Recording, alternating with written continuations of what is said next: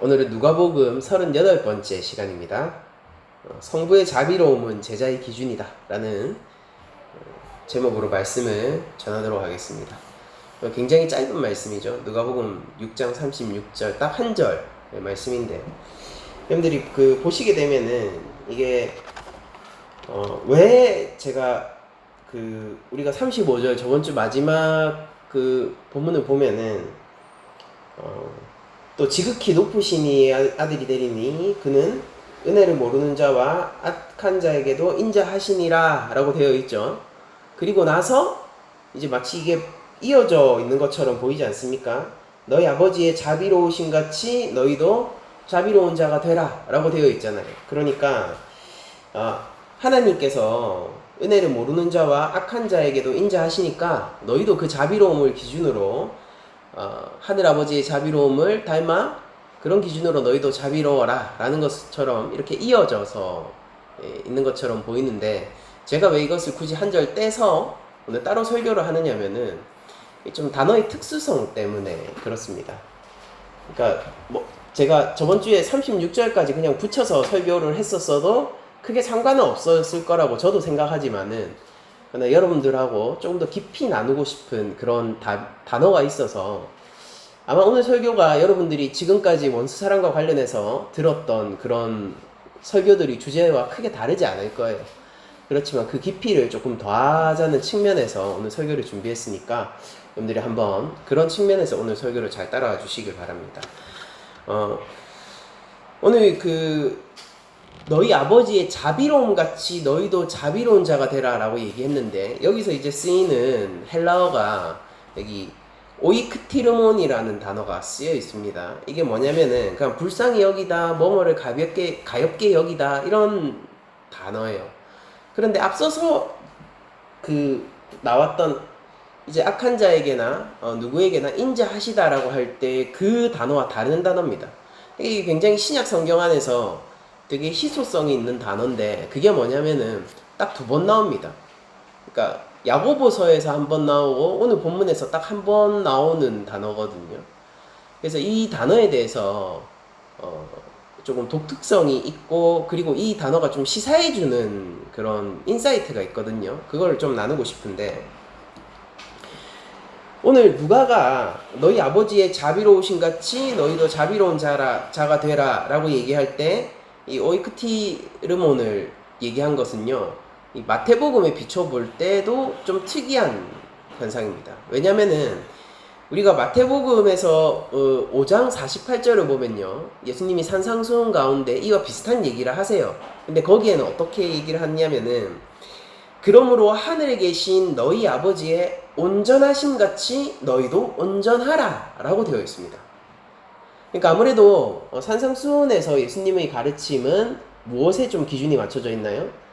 이게 하나님의 온전하심 같이 너희도 온전하라 라는 뜻에서 어떤 경건의 생활, 그리고 이 산상수훈에서 제시되는 그 제자들의 윤리들, 이런 것들을 온전하게 지키는 것에 이제 초점이 맞추어져 있고, 그리고 이제 하나님의 온전하심을 기준으로 제자도를 설정하고 있다면요, 누가의 제자도는 조금, 물론 우리가 둘러 다 같은 것이다 이렇게 얘기할 수도 있겠지만, 누가의 제자도의 기준은 하나님의 자비로우심에 두고 있습니다.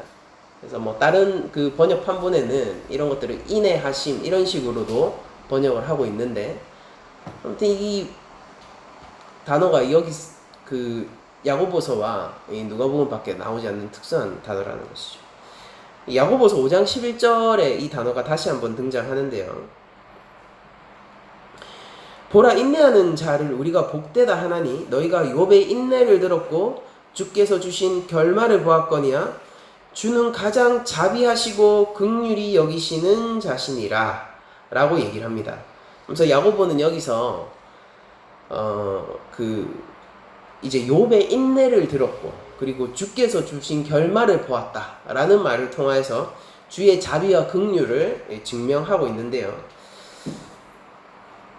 하나님 앞에서 믿음을 지키기 위해서 인내하는 자, 그렇게 끝까지 인내하고 하나님께 신원하고 기도하는 자에게 욥의 결말을 보아라. 하나님이 어떻게 하셨느냐. 그렇게 하나님은 자비하시다라고 얘기하면서 믿음의 싸움을 독려하는 그런 내용이 야고보서에 지금 등장하고, 거기서 나오는 게 이 오이크티르몬이라는 또 헬라어가 또 한 번 등장하게 됩니다.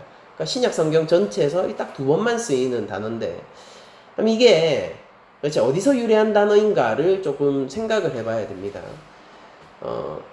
여러분들, 우리가 이 70인역이라고 부르는 성경이 있어요. 그게 최초의 번역 성경인데, 우리 구약 성경이 히브리어로 적혀져 있죠. 근데 히브리어가 이제 그 말라기를 끝으로 신구약 중간기가, 그러니까 하나님의 계시 시대가 닫히고, 그리고 이제 그들의 주권이, 이제 이스라엘 국가의 주권이 헬라로 넘어가게 되고, 그러고 로마로 넘어가게 되잖아요. 그러는 기간 동안에 너무 오랫동안, 한 400년 동안 이방 통치를 받다 보니까, 그러니까 히브리어가 일반적으로 쓰이는 언어가 아니게 되었어요. 그러니까 즉 사어가 되었습니다. 사어가 죽은 언어가 되어버렸어요. 그래서 특별한 학자들이나 그 언어가 명맥이 끊어지진 않았지만은, 그러나 일반적으로 모두가 아는 언어는 아니었어요. 히브리 민족인데도 불구하고 히브리어가 그들의 언어가 아니었고, 예수님 때도 실제로 세모로 대화를 했죠. 그러니까 이게 히브리 민족인데 히브리어를 잃어버린 세대가 등장하게 된 겁니다. 이제 그러다 보니까 이제 모든 그 각 지역, 그러니까 헬라 제국 전체에 퍼져 있는, 이게 유대인들은 거기 전역에 디아스포라를 형성하고 이렇게 살고 있었거든요. 이제 거기서 최상의 학자 72명, 73명이었나요? 그 학자들을 모아서 이제 그거를 이제 70인이라고, 그냥 정확하게는 72인이었던 것 같은데, 그냥 70명의 학자가 모여서 이제 옛 고어가 된, 사어가 된 히브리어를 이제 지금 이 세대가 알 수 있는 헬라어로 번역을 하자라고 해서 최초의 번역 성경이 나오는데, 그게 히브리어를 잊어버린 미래 세대를 위해서 번역된 70인역이라는 성경이 있습니다. 셉투아진트, 70인역, 다 같은 말이에요. 그 최초의 번역 성경에 보면은요, 그때 당시 유대인들이 구약의 단어들을 어떤 식으로 헬라어로 이해하고 있는가를 알 수가 있어요. 그러니까 최고의 학자들이 모여가지고요. 그러니까 그들은 언어학자이면서 동시에 신학자죠. 그러니까 신학자들이 모여서 그걸 작업한 거예요. 유대의 신학자들이. 그래서 이 단어들을 옮길 때 어떤 일관성을 가지고 단어들을 옮기게 되고요.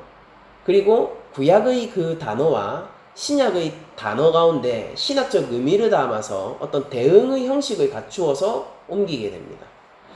그래서 70인역을 살펴보고 70인역과 그리고 또 그 히브리어를 살펴보는 것은요, 당시 신학자들, 그러니까 오늘날 신학자들이 아니라 당시 신학자들이 그 신학적 인식과 틀을 우리가 엿볼 수 있는 하나의 또 장치가 되는 것이기도 합니다.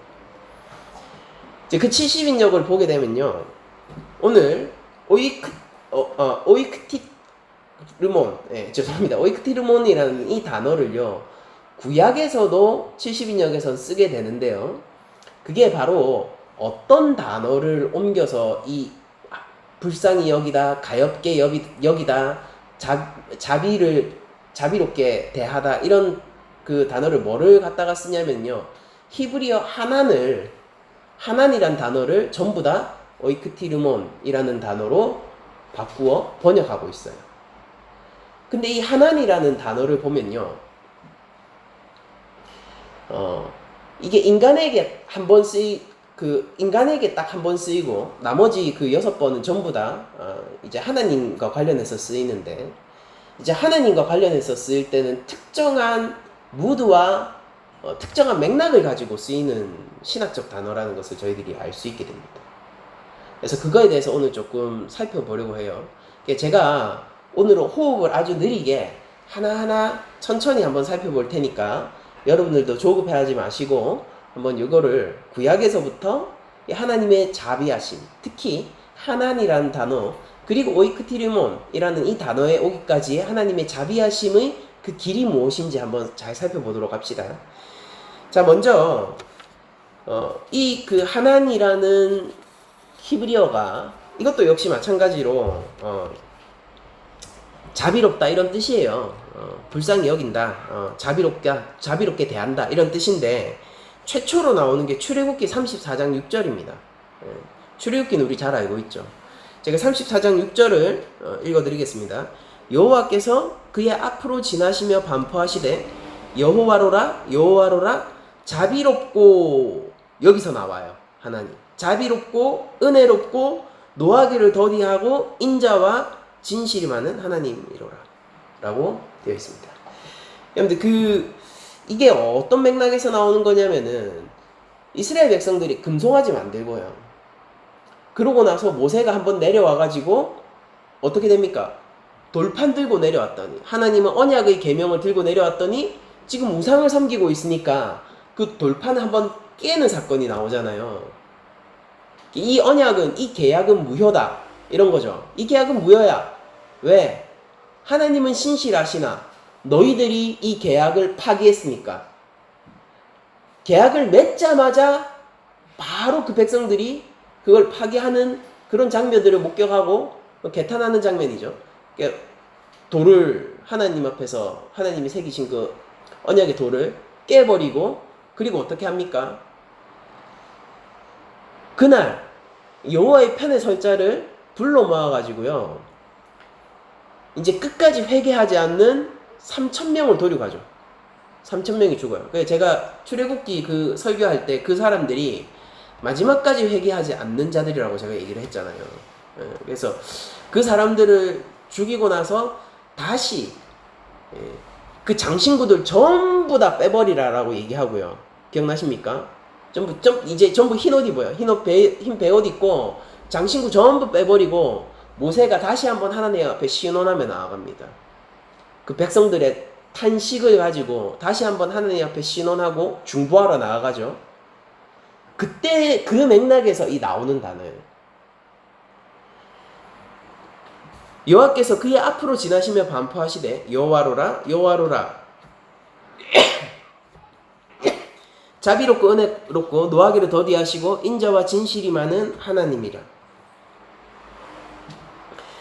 여기서 나오시는 이 하나네, 즉 자비하신 하나님은 백성들이 언약을 깨고 그럼에도 불구하고 죽여야 하지만은 그들이 회개하고 돌이킬 때 그 우상 숭배의 죄를 용서해 주신 하나님의 자비하심으로 나옵니다. 그러니까 이 하나니라는 자비하심은요, 출애굽기 34장 6절에 나오는 이 하나니라는 단어는 언약적인 맥락을 가지고 있죠. 백성들이 언약을 파기했으나 하나님은 언약적 신실함을 지키세요. 그리고 하나님은 백성들이 잘못했지만 그들의 죄를 회개하고 마음을 돌이킬 때 인자와 자비로 용서해 주시는 하나님이에요. 그 자비하심이 바로 하나님의 자비하심입니다. 자, 두 번째 이 하나님이란 단어가 어디 등장하냐면은 신명기 4장 31절에서 등장합니다. 내 하나님 여호와는 자비하신 하나님이심이라. 그가 너를 버리지 아니하시며 너를 멸하지 아니하시며 내 열조에게 맹세하신 언약을 잊지 아니하시리니. 이게 지금 어떤 맥락을 놓고 얘기를 하냐면요, 이 모세의 신명기 전체가 모세의 큰 설교거든요. 모세의 설교 가운데 어떤 부분이냐면요, 너희가 요단을 건너서 가나안에 들어갈 거야. 근데 들어간 후에 어떠한 우상도 섬기지 마라 라는 얘기를 하면서 이걸 얘기해줘요. 그러니까 어떤 우상도 섬기면 안 돼. 여기도 마찬가지로 하나니 언약과 우상과 연관이 있는 단어로 나옵니다. 어떤 우상도 섬기면 안 돼. 만약 너희들이 우상을 섬기게 되면은 반드시 망할 거고 하나님이 흩어버릴 거다라고 경고합니다. 물론 우리는 그 결말을 알고 있죠. 그들은 마치 당연하다는 듯 스스로 그럴 권리가 있다는 듯 우상을 섬기게 되고요, 하나님은 그들을 포로로 잡혀가게 하셔서 흩어버립니다. 우리가 잘 알고 있지 않습니까? 그래서 아무튼 하나님께서는 우상 숭배에 대한 경고를 하신 후 그에 대한 대가가 혹독하고 망하고 흩어짐의 그 혹독한 대가가 있을 것임을 경고한 후에 만약에 그런 상황에서도 그런 일이 벌어지더라도 너희들이 마음과 뜻을 다해서 여호와를 찾으면, 그렇게 돌이키면 자비하신 하나님이, 이게 지금 하나님의 하나님이에요. 하나님 자비하심. 자비하신 하나님이 그 언약에 깃대어서 너희들을 지켜줄 거다라고 얘기하는 장면입니다. 그러니까 지금 이건 뭐냐면요, 최악의 상황을 상정하고요, 모세가 최악의 상황을 상정하고 그때 너희들이 특단의 조치로서 취해야 되는 것이 무엇인가를 알려주고 있는 장면입니다. 일단 기본적으로는 우상 숭배하면 안 돼요. 근데 너희들이 우상 숭배를 만약 하더라도, 그 언약이 너희 쪽에서 먼저 파기를 하더라도 너희가 마음을 돌이키고 회개하고 하나님께로 다시 돌이키게 된다면, 그 언약의 하나님이 그 언약을 기억하시고, 너희들은 언약을 파기했으나 하나님은 언약에 신실하셔서 그 언약으로 너희들을 지켜주실 거다, 구원해 주실 거다라고 얘기하는 장면이에요. 이게 하나님의 자비하심이에요. 그러니까 여러분들, 이 하나님이라는 단어는요, 그 자비하다라는 뜻이기는 한데 이 특별한 무드와 뉘앙스를 분명히 가지고 있는 단어죠. 이게 언약과 관련되어 있는 언약적 단어라는 것을 저희들이 알 수 있습니다. 이게 그러면 여기에서만 그런가, 이거 모세, 어차피 모세 오경 아니니까 그 안에서는 그런 어떤 일관성을 갖춰서 쓸 수 있는 거 아닙니까? 라고 얘기하기에는 다른 부분도 이런 일관성들이 너무나도 많이 나타납니다.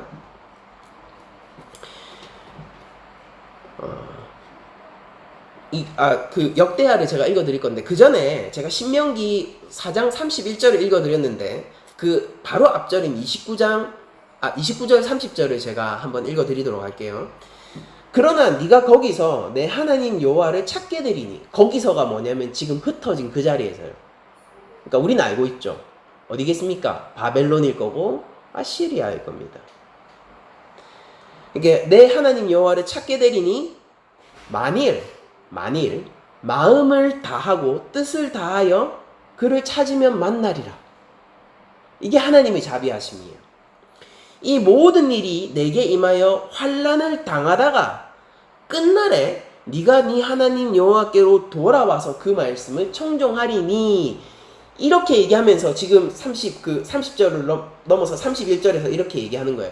내 하나님 여호와는 자비하신 하나님이시라.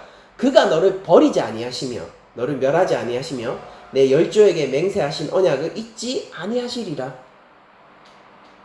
그러니까 너희가 한번 잃어버린 양처럼 잃어버림을 당하더라도 하나님은 언약을 기억하시고, 하나님은 언약적 신실함이 충만하셔서 너희가 회개하고 돌이키면은 반드시 너희들을 다시 돌아보아 너희들을 지켜주시리라 라고 얘기하는 게 자비하신 하나님이에요.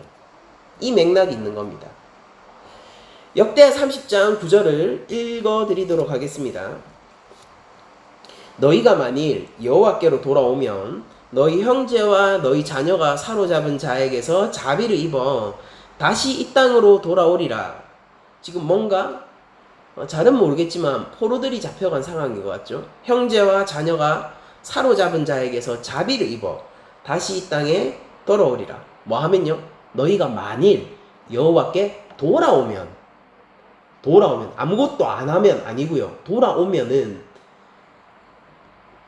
포로된 땅에서도 돌아오리라, 이 얘기를 하고 있는 거예요. 그러면서 그 근거가 어떻게 돌아올 수 있느냐, 그 근거가 여기 있어요. 너희 하나님 여호와는 은혜로우시고 자비하신지라. 여기가 하나님이에요. 은혜로우시고 자비하신지라 너희가 그에게로 돌아오면 그 얼굴을 너희에게서 돌이키지 아니하시리라 하였더라. 너희가 돌아오면은 하나님은 어떻게 한다고요? 얼굴을 돌리지 않으시고 너희들을 바라봐 주겠다라고 얘기하는 거잖아요. 이 맥락이 뭐냐면요, 이게 히스기야 왕 때 일이에요. 히스기야 왕은 그 종교개혁으로 유명한 왕이죠. 그래서 그 이제 남유다의 왕이었는데, 당시 어떤 상황이 벌어졌냐면은 히스기야 왕 때 북이스라엘이 아시리아한테 패망을 합니다. 그래서 많은 사람들이 포로로 잡혀가요, 북이스라엘이. 근데 남유다는 그때 버티고 있었거든요. 그러니까 이제 아무래도 북이스라엘에 있는 사람들이 그래도 막 뭐 무슨 평소에는 막 죽일동 살동 해도 그래도 같은 히브리 민족이고 동족이니까 어디로 많이 도망왔냐면은 남유다로 많이 도망왔어요. 이제 그러다 보니까 일종의 오늘날 팔레스타인 지방에서 벌어지고 있는 난민 문제 같은 것들 있죠. 그런 문제가 남유다에서도 발생한 거예요. 그러니까 북이스라엘의 전쟁통에 빠지고 사람들이 포로로 잡혀가고, 근데 우리 그 실제 한 핏줄인 아브라함의 후손들인 우리 형제들이 지금 그러나 국가가 다른데 남한과 북한처럼요. 지금 이 남유다로 많이 넘어와가지고 지금 시끌시끌한 겁니다, 나라가. 그때 히스기야가 그 상황들을 어떻게 정리를 하느냐, 바로 이렇게 정리하는 거예요. 너희가 회개해라. 회개하라. 그러면은 이 앞전에 나오는 그 얘기들이 뭐냐면은 너희가 열조의 죄를 다시 짓지 말라, 이런 얘기들도 막 나오고 그래요. 그러니까 너희가 죄의 결과로 아시리아의 포로로 잡혀갔으니까 이게 소망이 없는 상황이긴 한데, 너희가 당할 일을 당한 거긴 한데, 그런데도 너희가 회개하고 하나님께 돌이키면은 하나님의 하나님, 자비하신 하나님, 그 하나님이 그들의 그 포로로 잡혀간 아시리아의 마음을 돌려서 이 땅으로 다시 돌아오게 해줄 것이다. 뭐라 하면요, 너희가 하나님께 돌이키면 자비하신 하나님은 너희를 구원해 주실 거야 라고 지금 그 얘기를 하고 있는 부분입니다. 히스기야 왕이요, 이게 언제 이 얘기를 해주냐면은 이 오랫동안 이 제사장도 많이 없고 남유다도 문제가 많았어요. 그러니까 히스기야가 왕이 되고 나서 무슨 일을 처음에 시작했냐면요, 이제 제사장도 많이 부족하고 사람들이 성전으로 안 모이는 거예요. 왜냐면 그 전에 신당들을 엄청 많이 만들어 놨거든요. 그게 다 무슨 신당이겠습니까? 바알 신당이겠죠. 바알과 아세라 신당들을 이제 남유다 전국 곳곳에 만들어 두니까 사람들이 거기서 그냥 제사 드리고 하다 보니까 이 성전으로 모이질 않는 겁니다. 성전으로 안 모여요. 그러니까 자연스럽게 유월절도 지키지 않죠. 이제 그거를 히스기야가 계약을 하거든요. 그러면서 그 전국에 있는 신전들을 철폐하고요. 그러고 나서 사람들한테 다시 유월절을 반포하고, 유월절 하나님의 구원의 날이잖아요. 하나님 구원의 날이잖아요. 그 구원의 날을 반포하고 그 사람들을 다시 하나님 앞으로 불러모으면서 우리가 이제 성전에 모이자라고 파발꾼들을 전국으로 보냅니다. 남유다 각 지방으로 파발꾼을 보내면서 그 파발꾼들이 공문서를 읽는데 거기 내용이 이거예요. 거기에는 당연히 북이스라엘에서 도망쳐온 일종의 난민들이, 그 형제지만 그러나 일종의 난민들이 그 전국 각지에 모여 있을 거 아닙니까? 혼란스러웠거든요, 전국이 굉장히. 근데 거기에서 이런 얘기를 하는 거죠. 너희가 만일 여호와께로 돌아오면 너희 형제와 너희 자녀가 사로잡은 자에게서 자비를 입어 다시 이 땅으로 돌아오리라. 너희 하나님 여호와는 은혜로우시고 자비하신지라. 너희가 그에게로 돌아오면 그 얼굴을 너희에게서 돌이키지 아니하시리라 하였더라 라고 얘기를 하고 있는 겁니다. 그럼 여기에서 드러나는 하나님은 뭘까요? 분명히 죄를 지어서 일종의 하나님의 진노를 받은 자들임에도 불구하고 그 하나님의 진노 가운데 지금 있는 거예요. 그렇지만 그런 자라 할지라도 마음을 돌이켜 하나님께로 다시 돌아오면은 하나님은, 여기에서는 그 언약적인 내용들이 나오지 않지만은, 그러나 하나님의 행동이 굉장히 언약적 신실함을 지키는 행동임을 우리가 암시적으로 알 수 있죠. 그 언약적 신실함에 기대어 그들을 다시 용서하시고 오히려 그들을 지켜주시는 거예요. 더 나아가서 그들을 회복시켜주시는 거죠. 이게 하나님의 자비하심이에요. 하나님이란 단어를 통해서 하나님을 표현할 때는 이 뉘앙스를 가지고 있습니다. 여러분들 시편에서도 우리가 한번 살펴보죠. 오늘 호흡이 느리다고 했죠. 한번 깊이 충분히 한번 그 자비하신 하나님에 대해서 우리가 빠져봅시다. 시편 78편 38절을 보게 되면은 이렇게 기록되어 있습니다. 오직 하나님은 자비하심으로 무슨 일을 한다고 시편 기자가 얘기를 하냐면요. 죄악을 사하사 멸하지 아니하시고 그 진노를 여러 번 돌이키시며, 그 진노를 한 번요? 아니에요. 여러 번 돌이키시며 그분을 다 바라지 아니하셨으니, 다 바라지 않았다는 게 무슨 뜻인지 아세요? 여기서 바로 즉결 처형감이에요. 그러니까 뭐 군대로 치면은 지금 적군에게 우리의 무기를 넘겨준 자를 만약에 딱 보게 된다면 어떻습니까? 아니면 우리 군사의 기밀을요, 적군 장교에게 넘겨준 자를 딱 보게 된다면요. 여러분들 그 사람이 스파이라는 것이 밝혀진다면 어떻게 될까요? 우리는 바로 그 사람을 제거해야 된다는 것을, 그게 뭐 어떤 형태가 됐든지 간에요, 즉각적으로 제거해야 된다는 것을 우리들이 알게 되죠. 이제 합당한 처분이라는 게 있는 거예요. 합당한 처분. 근데 하나님은요, 그런 상황에서조차도 다 발하지 않으시고 하나님의 진노를 전부 다 드러내지 않으시고 묵혀두시는 거예요. 잠시 딜레이 해주시는 거예요. 뭡니까? 왜 그렇습니까? 그가 회개하고 돌아오면 다시 받아주려고요. 이게 하나님의 자비하심이고 이게 하나의 하나님이에요. 시편 78편은요, 출애굽 백성들이 어떻게 이집트에서 구원받았고 광야 생활을 했는지를 노래하고 있는 시입니다. 그러면서 이게 제가 38절이라고 그랬잖아요. 78편 38절.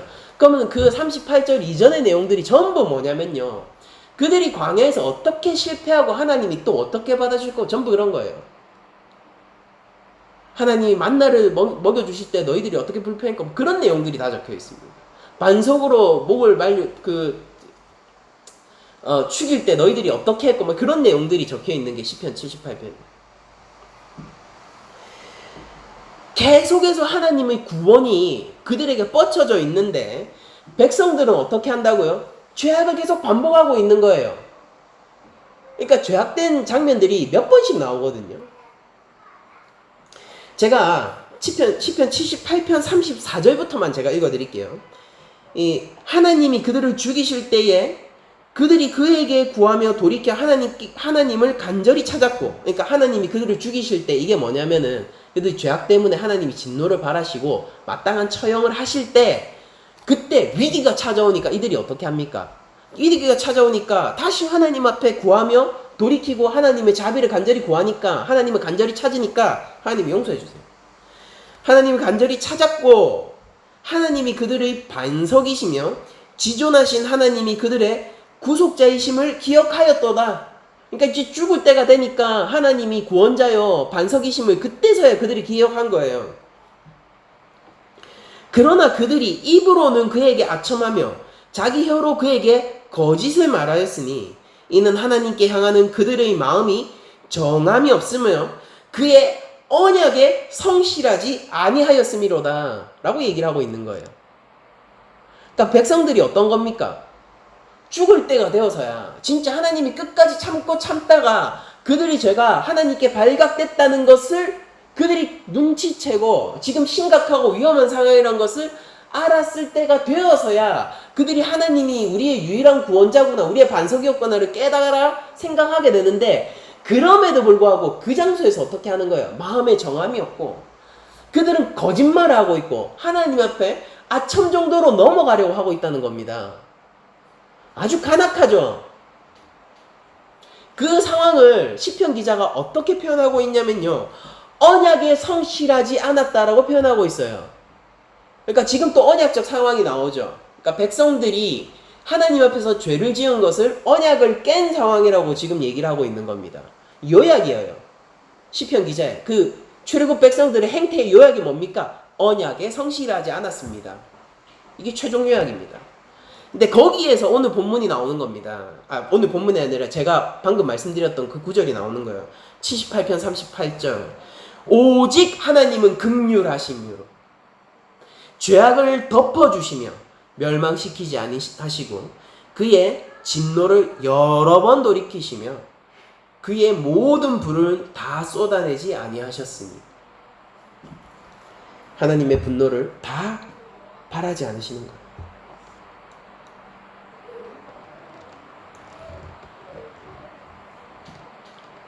언약적 자비하심. 이게 하나님. 그러니까 우리는 하나님 앞에서 언약을 깰 수 있으나 하나님의 백성들은요, 그 언약에서 자꾸 언약을 파기하고 언약에서 이탈할 수 있으나 하나님은 어떻다는 것입니까? 언약적 신실하심을 끝까지 지켜내는 거예요. 여러분들, 파기되어져 버린 계약, 그리고 이제 뭐 계약서가 있으면 뭐예요? 십계명이 있으면 뭐합니까? 약속을 전혀 지키지 않았던 그 계약이 어떻게 해서 지속적으로 성립되는지 압니까? 갑과 을 가운데서 을은 자꾸 계약을 파기하고 있는데요, 갑이 자꾸 지키고 있는 거예요. 손해가 나면은 그냥 감당해버리고 계속 지키고 있는 겁니다. 몇 월 며칠까지 이 제품을 낫게 하겠음. 근데 하나님은 어떻게 하고 계십니까? 제품을 납입을 안 해요. 근데도 하나님은 제품 대금을 계속 주시고 계신 거예요. 그럼 그 손해는 어떡합니까? 하나님이 그냥 감당하시는 거예요. 언약을 파기함으로 말미암아 너희들은 나에게 버림을 받아야 함. 내 백성이 아님. 몇 번이나 그랬다고요. 하나님이 그냥 한 번 그 죄를 덮어주셨다라고 고백합니까? 여러 번 덮어주시는데 그때마다 그들은 하나님 앞에 버림받았어야 해요. 근데 하나님이 그 손해를 어떻게 감수하십니까? 나한테서 버림받아야 되는데 내가 나 스스로를 버리겠다.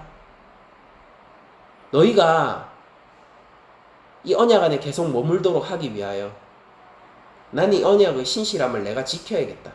이것이 나의 영광이고 이것이 나의 하나님 자비함이다 라고 얘기하면서 하나님 스스로가 하나님을 버리시잖아요. 성부께서 성자 예수 그리스도를 우리에게 내어주시고 죄악 가운데 던지시며 십자가 위에서 하나님의 진노로 버려버린 그 일을 얘기하는 겁니다. 엘리 엘리 라마 사박다니, 나의 하나님 어찌하여 나를 버리시나이까.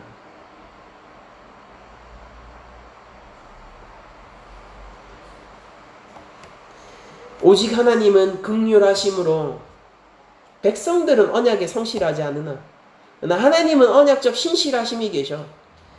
오직 하나님은 긍휼하심으로, 이게 하나님이에요. 긍휼하심으로 죄악을 덮어주시어 멸망시키지 아니하시고 그의 진노를 여러 번 수차례 오늘날도 돌이키시며 그의 모든 분을 다 쏟아내지 아니하셨으니, 이것이 바로 자비하신 하나님이시고요. 우리는 하나님의 자비를 이런 특정한 맥락과 그림 속에서 이해를 합니다.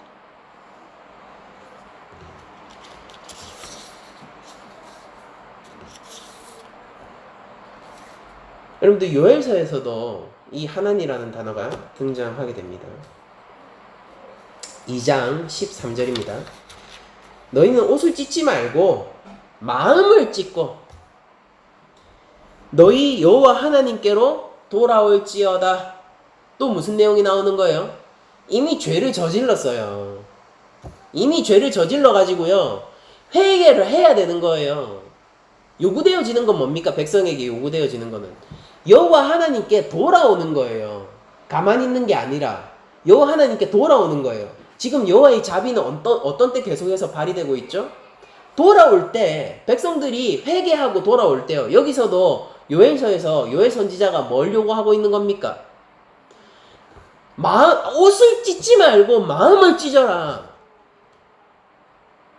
너희가 회개하는 척하며 그분께 그저 아첨 정도로 넘어가려고 하지 말고 마음을 찢어서, 신명기에서 얘기하는 것처럼 마음과 뜻을 돌이켜 여호와께로 돌아와라. 그런데 이렇게 얘기할 수 있는 근거를 요엘 선지자가 이렇게 얘기합니다. 너희가 왜 어떻게 그렇게 마음을 찢어서 하나님께로 돌아와야 되냐? 그리고 그렇게 할 수 있는 근거가 뭐냐? 그는 은혜로우시며 자비로우시며, 이게 하나님이에요. 자비로우시며 노하기를 더디하시며 인애가 크시사 뜻을 돌이켜 재앙을 내리지 아니하시나니. 요엘서의 특징이 있습니다. 선지서는요, 기본적으로 자기가 어떤 시대에 살고 있는지 자기 소개를 하면서 시작합니다. 모든 선지서는요. 딱 한 권 빼고요. 그게 뭐냐면 요엘서예요. 요엘서의 선지자 요엘은요, 자신이 어떤 시대에 어떤 특정 정치적 상황에 있는지를 밝히지 않음으로 말미암아 자신의 이 이야기가 거대한 종말적이고 묵시적 맥락에서 익힐 수 있도록 의도적으로 이 요엘서를 쓴 거예요. 물론 당시에 있는 사람들은요, 요엘서를 보면서 특정 정치적 상황 속에서 그걸 이해를 했겠죠. 그래서 요엘서를 보면은요, 그런 상황들이 나와요. 그래서 요엘서가 언제 쓰여졌는지 그 맥락을 어떻게 해석하는가에 따라서 크게 한 두세 가지 정도로 그 시대를 나누어 보는 것도 가능하지만은, 그러나 요엘서의 선지자는요, 자기가 특정 시대를 얘기하고 있음에도 불구하고 특정 시대를 드러내지 않는 것으로 말미암아 이것이 모든 시대의 이야기로 읽혀지기를 원했습니다. 묵시적 맥락을 엄청나게 강화시킨 선지서가 요엘서예요. 그리고 오히려 이런 시간을 생략함으로 말미암아 시간의 불특정성을 강조함으로 말미암아 이것은 시간을 초월해 어느 시대에나 적용되는 말씀이 되었던 것입니다. 요엘서 2장 1절이 이렇게 시작합니다. 2장 1절이에요. 요엘서. 시온에서 나팔을 불며 나의 거룩한 산에서 경고의 소리를 질러 이 땅 주민들로 다 떨게 할지니 이는 여호와의 날이 이르게 됨이라. 이제 임박하였으니. 요엘서에서 제일 중요한 주제 중에 하나가 뭐냐면 여호와의 날이에요. 근데 그 시온성에서 나팔이 부러지는 이 날이 어떤 날이냐고요? 모두가 두려워 떨어야 하는 날이에요. 왜냐면요, 여호와의 심판의 날이거든요. 여호와의 날은요, 심판의 날이에요. 근데 그게 이제 임박하였으니 코앞이랍니다. 요엘 선지자가 얘기하는 거는 여호와의 날이 코앞이래요. 위기감이 오죠. 요엘서 2장 11절을 읽어드릴게요. 여호와께서 그의 군대 앞에서 소리를 지르시고 그의 진영은 심히 크고 그의 명령을 행하는 자는 강하니 여호와의 날이 크고 심히 두렵다. 당할 자가 누구이랴? 이 임박한 여호와의 날이 얼마나 크고 강성하냐면요, 그 소리는, 여호와의 소리는 어떻고 그의 강대한 군사의 진영은 어떻고, 이들이 이 요엘서가 쓰여진 시기가 바벨론 포로 시기이든 아니면 아시리아의 포로 시기이든 상관없이 그 군세가 무엇이든지 간에 여호와의 군세를 어떻게 감당하겠느냐라는 것입니다. 여호와의 심판의 날이 지금 코앞이래요. 여호와의 날이 이렇습니다. 그때 요엘 선지자가 요구하는 게 이거예요. 2장 12절입니다. 여호와의 말씀에 너희는 이제라도 금식하고 울며 애통하고 마음을 다하여 내게로 돌아오라 하셨나니. 나에게로 돌아와라. 지금이라도 여호와의 날이 이제 코앞인데 요엘 선지자가 이걸 얘기하는 겁니다. 여호와께서 이렇게 말씀하셨다. 너희 보아라. 심판의 날이 코앞이다. 여호와의 날에 그 여호와의 군세와 그 위엄과 힘이 어떤지 보아라.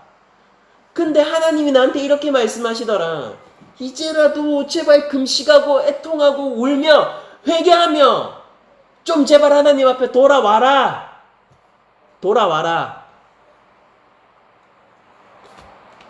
그러고 이제 2장 13절이 나오는 겁니다. 울며 금식하고 이제라도 금식하고 울며 애통하고 마음을 다하여 내게로 돌아오라 하셨나니 너희는 옷을 찢지 말고 마음을 찢고 너희 여호와 하나님께로 돌아올지어다. 그는 은혜로우시며 자비로우시며 노하기를 더디하시며 인애가 크시사 뜻을 돌이켜 재앙을 내리지 아니하시나니. 이게 자비하신 하나님의 맥락입니다. 회개하면 그렇게 하나님께 돌아오면 모든 것을 덮고 여러 번이라도 용서해 주신 하나님. 나를 올가매고 있는 것이 아무리 강성한 대국이라 할지라도 그들을 끝까지 싸워 박살을 내더라도 구원해 주실 하나님. 그것이 이집트이냐? 그것이 바벨론이냐? 그것이 아시리아냐? 그것이 로마냐? 그것이 죄와 사망의 권세냐? 내가 이겨 승리하여 너희를 끌고 나오리라. 이게 하나님의 자비하심이에요. 이 언약적 신실하심. 요나서에서도 하나님이 나옵니다. 여호와께, 요나서 4장 2절입니다. 4장 2절. 여호와께 기도하여 가로되 여호와여 내가 고국에 있을 때 이러하겠다고 말씀하지 아니하였나이까. 그러므로 내가 빨리 다시스로 도망하였사오니 주께서는 은혜로우시며 자비로우시며 노하기를 더디하시며 인애가 크시사 뜻을 돌이켜 재앙을 내리지 아니하시는 하나님이신 줄 내가 알았음이니라. 여기서 하나님 자비하신 하나님 나와요. 여호와께 기도하여 가로되 여호와여 내가 고국에 있을 때 이러하겠다고 말씀하지 아니하셨나이까. 이게 뭡니까? 요나서 5장까지 있죠. 4장 정도 되면 어떻게 됩니까? 니느웨 지금 회개했어요. 그러니까 요나가 이게 속이 받쳐 죽겠는 거예요. 여러분 니느웨가 어디냐면은 아시리아 수도잖아요. 적국. 일제강점기에 도쿄. 우리들은 참 이게 역사적 맥락을 이해하기 참 편해, 한국인들은. 일제강점기 시대에 일본 도쿄에 가가지고, 근데 요나가 생각해보니까 하나님이 자비로우신 거예요. 아, 이거 이대로는 안 되겠다. 왜? 하나님은 자비로우시니까요. 자기가 생각할 때도요, 그 니느웨의 죄가 쌓이고 쌓였는데 이거 지금 칵 끝내야 되거든요. 그러기에 충분할 만큼 죄가 쌓였거든요. 근데 하나님 생각해보니까 안 되겠는 거예요. 하나님은 그런 죄악의 상황에서도요, 마음을 돌이키고 하나님께 전심으로 돌아오면요, 용서해 주시니까. 요나가 그걸 아니까 도망쳤던 거예요. 이 원수들이 지금이라도 망해야 마땅한데 실제 망해야 마땅하거든요. 근데 분이 쌓이는 겁니다. 내 이럴 줄 알았다, 이렇게 하나님 앞에서 얘기하고 있는 거예요. 내 이럴 줄 알았어요, 하나님. 내가 이럴 줄 알고 다시스로 도망갔는데 하나님이 나를 왜 다시 그러면서 요나가 고백하는 하나님 이겁니다. 주께서는 은혜로우시며 자비로우시며 노하기를 더디하시며 인애가 크시사 뜻을 돌이켜 재앙을 내리지 아니하시는 하나님인 줄 내가 알았음이니라. 아, 내가 하나님 그런 줄 알고 도망갔는데 나를 끝까지 데려와가지고 왜 말씀을 전하시게 하시고. 그러니까 요나가 왜 말씀을 전하게 하시고 회개의 말씀, 복음을 전하게 하시어서 그들이 내가 회개할 줄 알았어요. 회개하면은 하나님이 용서하실 줄 알았어요. 그러니까 제가 다시스로 도망갔던 거 아닙니까? 마음이 분에 미치겠습니다. 지금 그걸 얘기하는 거잖아요. 내 싫은 거 왜 끝까지 시키세요? 이렇게 얘기하는 거 아닙니까? 하나님은 자비로우신데 그게 우리 이스라엘 민족에게 있는 건 좋지만은 아시리아에 있는 거는 싫어요. 이거 얘기하는 거잖아요. 민족적 백타성. 하나님 뭘 얘기합니까? 그걸 박살내는 거죠. 아브라함의 후손만이 나의 후손이냐? 아브라함의 후손만이 내 백성이냐? 온 민족이 내 백성이다. 요나서에 드러나는 거예요. 요나가 고백하는 자비로우신 하나님도 똑같죠. 니느웨의 가증한 죄악에도 그들이 회개하고 돌아오면 용서하시는 하나님이에요. 하나님의 언약적 신실함은 단지 이스라엘 백성들과의 관계에서 있는 것이 아니라 모든 만방의 열국 가운데 있는 것입니다.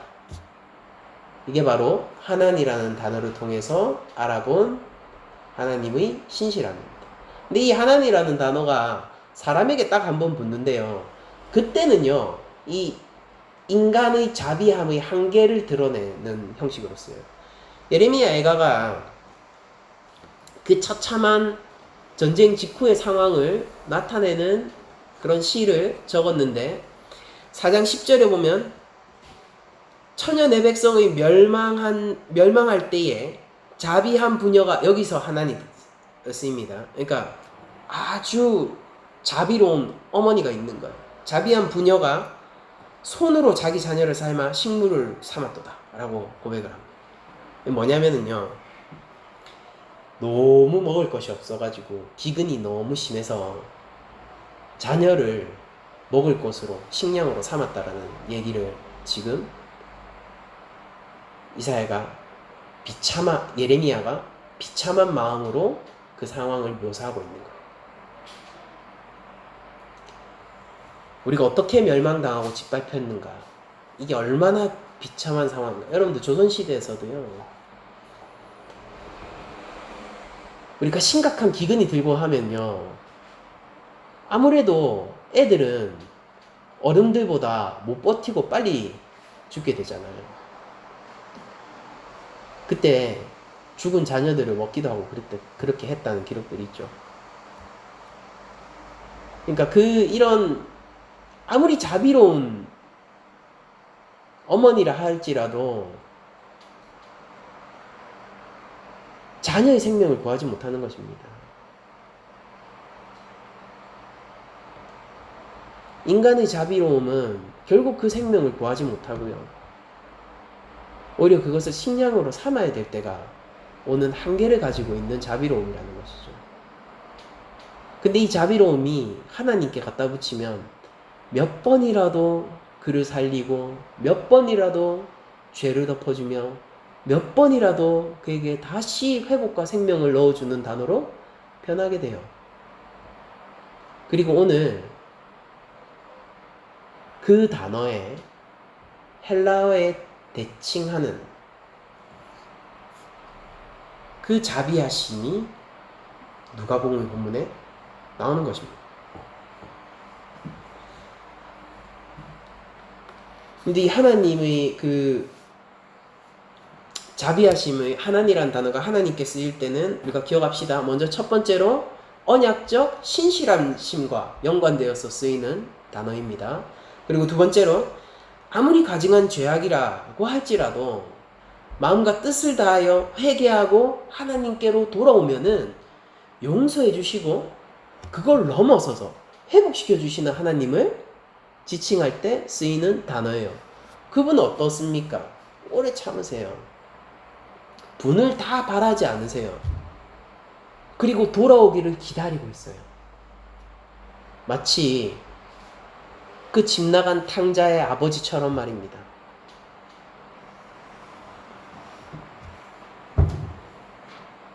이 하나님 오이크티르몬이라는 헬라어로 번역이 됐고, 누가는 지금 이것을 제자의 기준으로 설정을 하고 있습니다.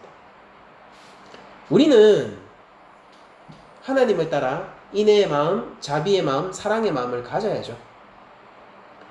근데 그 기준이 뭐냐면요, 너희 아버지의 자비로우심 같이. 여기서 말하는 아버지는 뭡니까? 하늘 아버지죠. 성부 하나님이시잖아요. 예수님은 그 긍휼함과 자비하심을 가지고 계속해서 사역을 하셨는데, 제2성자 예수 그리스도의 기준은 뭐였겠습니까? 그 자비하심의 기준은 성부 하나님의 기준을 가지고 그 사역을 하셨고, 제자들에게도 동일하게 이것을 요구합니다. 너희들이 자비로워야 해. 근데 그 기준이 뭐냐고? 아버지의 자비로우심, 그와 같이 너희도 자비워라. 근데 신약의 윤리는요, 구약보다 아득히 높아요. 새 언약은 옛 언약보다 언제나 훨씬 더 크고 언제나 온전합니다. 우리가 새 언약 백성이잖아요. 예수님이 제자들에게 이렇게 얘기합니다. 너희가 제자의 길을 걷기를 원하느냐? 너희가 하나님 나라의 백성이 되기를 원하느냐? 여기에 그 복음이 있다. 너희가 회개하고 돌이켜 마음과 뜻을 다하여 하나님께로 돌아와라. 그러면 자비하신 하나님께서 너희의 모든 죄악을 말갛게 사하시고 너희를 그저 용서하시는 것을 넘어 너희를 회복시켜 너희를 갱신해 줄 것이고 그것을 넘어서 너희를 자녀 삼아 줄 것이다. 너희는 그 하나님, 만물의 창조자이신 그 하나님을 아버지라고 부르게 될 것인데 그렇게 제자된 나의 제자된 하나님의 자녀된 너희들은 그 하나님의 자비하심을 기준으로 이 세상의 사랑을 베풀고 이 세상의 자비함과 인애를 베풀어야 한다라고 예수님이 얘기하시는 거예요. 그런데 이 기준을 어떻게 우리가 충족시키고 우리가 이 기준을 어떤 식으로 이해해야 될까요? 우리가 구약 안에서 오래 머물면서 오늘 호흡이 엄청 길잖아요. 지금 단어 하나 가지고 엄청나게 시간을 쏟았지 않습니까? 오래 머물고 느린 호흡으로 충분히 머물면서요. 하나님의 자비하심이 뭔지 알았어요. 왜 이런 오랜 시간을 끌었느냐? 왜 굳이 또 이 한 절을 또 떼가지고 이번 시간에 제가 따로 설명을 했느냐? 저번 시간에 붙였어도 괜찮을 거를. 왜냐면은요, 우리가 좀 깊이 알기를 원해서요. 하나님의 자비하심을 따른 우리의 자비한 삶이 뭔지, 원수 사랑의 삶이 뭔지, 우리의 한도가 어디까지인지. 이 원수라는 게 종교적 의미를 가지고 있다고 했잖아요. 여러분들 자비하심도 종교적 의미를 가지고 있죠. 우리의 기준이 뭐냔 말이에요. 하나님 나라, 하나님이 기준 아닙니까? 그분 마음에 합하는 것. 근데 우리가 원수를 언제까지 참아내야 됩니까? 하나님이 참으실 때까지 참아야 돼요. 원수에 대해서 우리가 어떻게 개방되어 있어야 합니까? 하나님이 그들에게 마음을 여신 것만큼 개방되어 있어야 해요. 왜냐하면 내가 그 수혜자잖아요. 내가 그 수혜자지 않습니까? 내가 그 자비하신 하나님 때문에 죽지 않고 여기서 하나님 자녀가 된 거 아닙니까?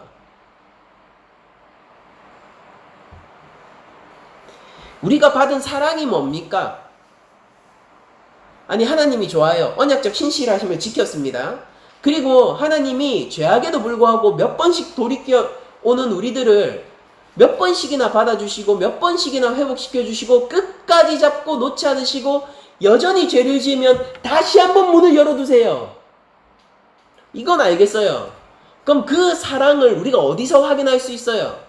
로마서 5장 8절입니다. 우리가 아직 죄인 되었을 때에 그리스도께서 우리를 위하여 죽으심으로 하나님께서 우리에 대한 자기의 사랑을 확증하셨느니라. 하나님의 자비하심을 우리가 어디서 보냐고요? 십자가에서 봅니다.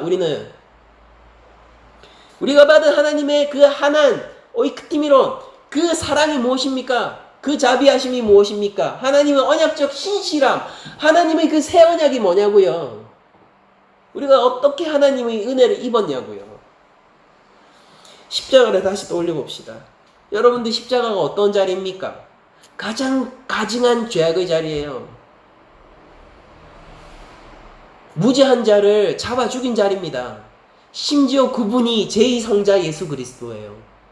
만물의 창조자이자 모든 민족의 주인 되시는, 왕 되시는 분이에요. 우리 인간이 저지를 수 있는 가장 최악의 죄가 있다면요, 예수님을 십자가에 못 박은 일이에요. 그 자리는 그럴 수도 있었던 그런 이해 범주를 아득히 초월하는 자리입니다. 제가 다시 한번 말합니다. 가장 가증한 죄악의 자리에서 하나님은 그것을 반전시켜 그것을 통하여 구원과 은혜를 얻는 자비의 자리로 만드셨어요. 그게 우리가 받은 사랑이에요. 우리가 원수를 어디까지 참아내야 하죠? 우리가 언제까지 하나님 사랑의 반사체, 하나님 은혜의 반사체가 되어서 빛과 소금의 역할을 계속해서 해야 합니까? 우리 한계가 어디까지입니까? 저도 이런 얘기가 부담스럽고 여러분들한테 얘기하기가 싫지만 성경은 이렇게 얘기해요. 우리에게. 저에게 그렇게 얘기를 합니다. 눈을 들어 십자가를 보아라. 거기까지 너의 한계다. 거기까지 네가 하면 된다. 죄로 인하여 죽어야 할 자가 되려 무죄한 예수를 십자가에 못 박을 때 우리가 고백합니까? 주가 내 죄 때문에 죽었다고 고백하나요? 그 예수의 손에 박힌 못을 내가 박았다라고 우리가 고백합니까? 크리스천은 그거 고백한다면서요. 바로 그 자리요.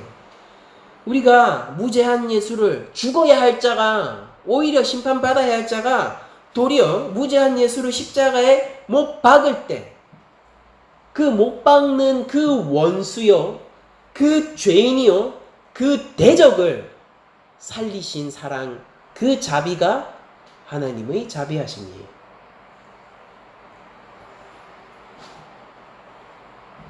우리는 언제나 십자가를 통하여 하나님 사랑의 가장 강력한 증거이자 객관적 지표를 보게 됩니다. 여러분들, 그게 우리의 지표래요.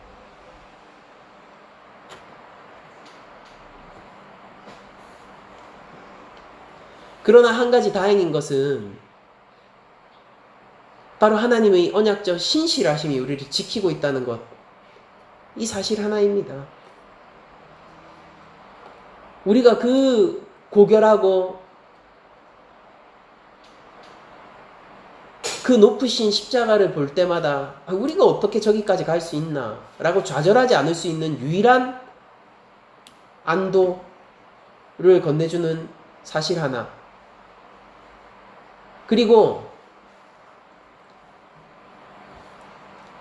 무엇보다 강력한, 다른 100가지가 있어도 우리는 안전함을 느끼지 못할 거예요. 그러나 무엇보다 강력한 진실 하나,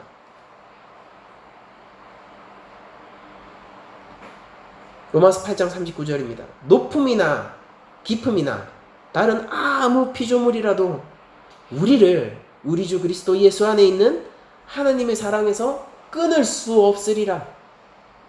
이 하나님의 언약적 신실하심, 그 무엇으로도 끊을 수 없는 그 하나님의 신실한 사랑, 이게 우리를 붙드는, 우리를 지켜주는 강력한 근거 하나인 거예요. 여러분들, 우리는 이거 하나 믿고 제자도의 길을 가는 겁니다. 제자의 기준요? 아득히 높아요. 하나님은 거룩이 시니까요. 하나님 타협하지 않으세요. 마태복음에서는 이렇게 얘기하잖아요. 너희가 하나님이 온전하신 것처럼 너희도 온전해야 되라고 요구하지 않으십니까? 예수님의 가르침이에요. 예수님은 타협하지 않으십니다. 성자는 성부 앞에서 타협하지 않고 끝까지 순종하셨어요. 예수님은 제자들에게도 요구하십니다. 타협하지 마.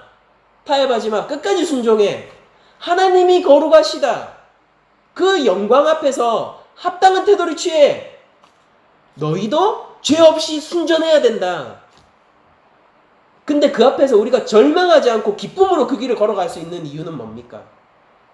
아니, 그것 때문에 다 쓰러졌는데 구약을 보니까 전부 하나님의 그 타협 없으신 요구 앞에서, 하나님의 거룩 앞에서 다 무너지고 전부 다 망해버리고 전부 다 흩어져 버렸는데 우리는 왜 기쁨으로 날마다 십자가의 길을 걸어갈 수 있습니까? 오히려 그 하나님의 새 언약을 우리가 왜 도리어 기뻐하고 있냐고요. 도리어 그 마음으로 어떻게 찬양을 하고 있냐고요.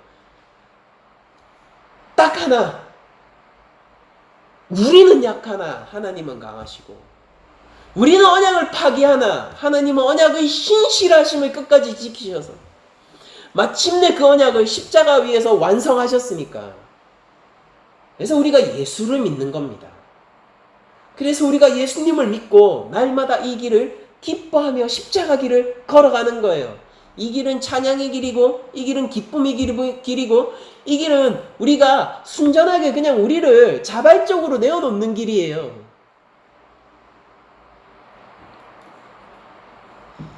난 하나님의 자비하심 안에 있으니까요. 이 언약적 신실하심과 끝까지 참으심과 돌이키면 반드시 회복시켜 주시고 자녀로 삼아 주시는 이 사랑 안에 있는 자니까 우리는 그걸 기준으로 살아가는 겁니다. 예수님이 요구하시는 제자도의 기준이에요. 우리 교회 좀 있으면 제자 훈련 하잖아요. 누가복음의 제자도는 우리에게 이것을 가르칩니다. 하나님의 자비하심이 우리 성정의 기준이에요. 아득히 높지만은 하나님이 신실하심으로 우리는 이 길을 걸어갑니다. 다다를 수 없을 것처럼 아득히 먼 길이지만은 그러나 예수 그리스도가 완성하신 십자가를 보면서 이 길이 이미 끝났다라는 것을 알고 우리는 이 길을 걸어가는 거예요.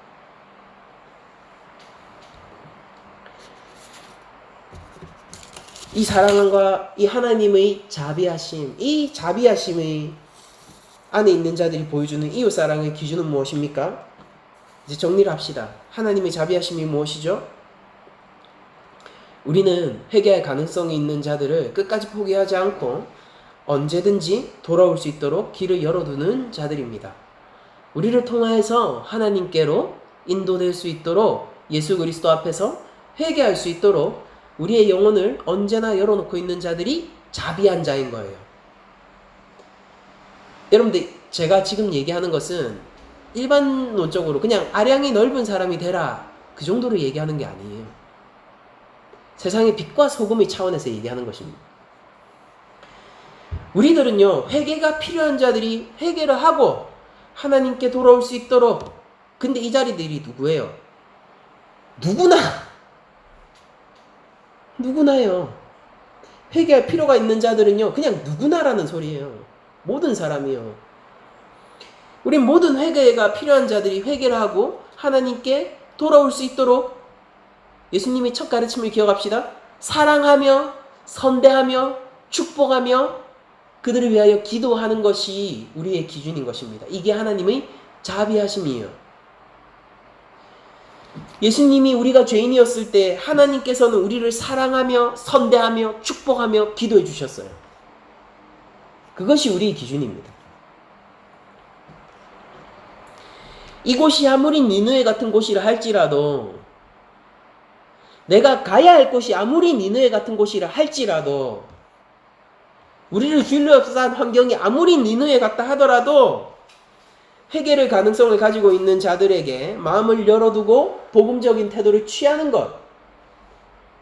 여러분들, 저는 요나서의 저자가 요나라고 믿거든요. 요나서의 저자가 누구냐에 대해서 우리는 불분명하게 이렇게 얘기하지만은요, 이게 학술적으로는 그렇습니다. 근데 그냥 제 신앙적으로 고백하는 거예요. 신앙적으로 저는 요나서의 저자가 요나라고 믿거든요. 요나가 자기의 이 부끄러운 죄악들을 자기 손으로 기록할 때 그는 어떤 사람이었을까를 저는 상상해봐요. 요나서 볼 때마다 그 생각을 합니다. 이 부끄러운, 하나님 앞에, 하나님 내가 이럴 줄 알고 내가 다시스 간다 했는데 이거를 자기 손으로 기록해야 되는 그 요나를 생각해 보세요. 그 요나는 어떤 사람일까를 저는 한 번씩 생각해 보거든요. 이건 그냥 제 신앙을 떠나서 그냥 제 신앙의 차원입니다. 그는 참으로 원수를 위하여 사랑하고 선대하며 축복하며 기도하는 사람이 아닐까 생각해 봐요.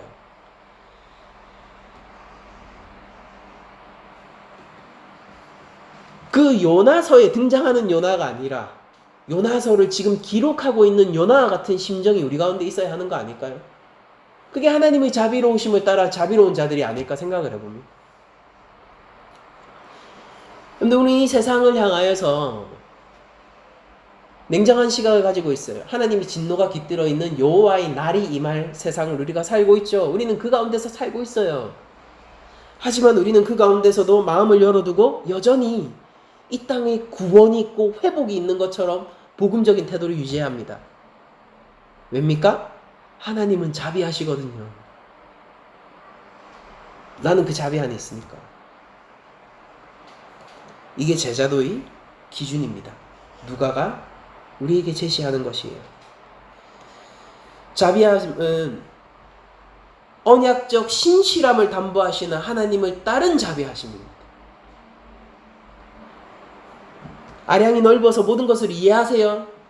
여러분들 실패하고 말 거예요, 반드시. 그걸로는 턱도 없어요.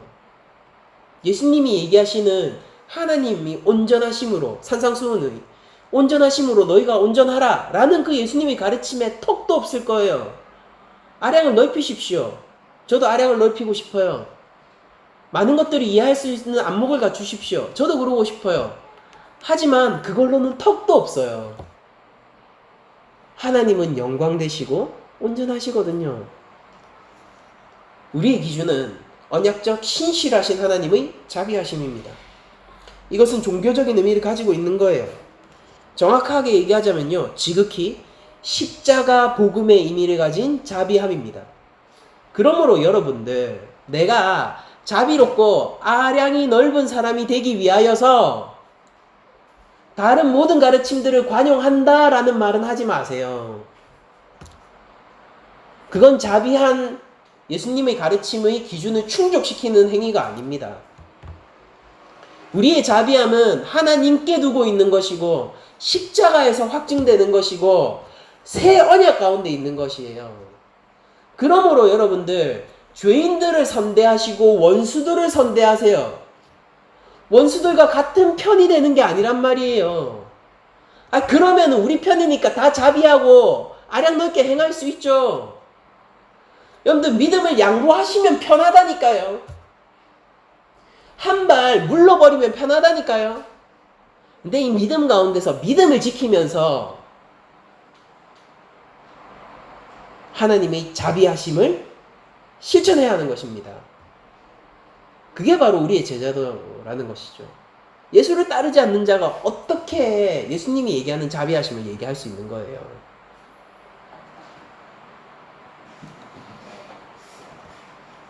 여러분들, 말씀 마치겠습니다. 우리가 오늘 오랫동안 구약을 통하여서 자비하신 하나님께 머물렀습니다. 그 자비하신 하나님을 통하여 십자가를 묵상하시는 한 주 되기를 원합니다.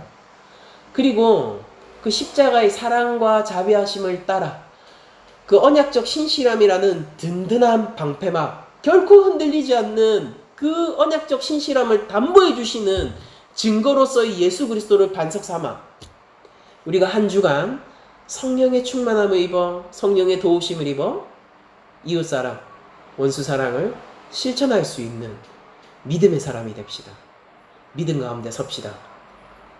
예수를 떠남이 아니라 그리스도 안에서 그 이름을 위하여 핍박받기를 결단하는 우리 모두가 되시기를 축복하며, 성령을 다시 한번 여러분들이 구하신다면 언제든지 받을 수 있는 것이라는 성경의 약속을 다시 한번 떠올리며 오늘 모든 말씀을 마치도록 하겠습니다.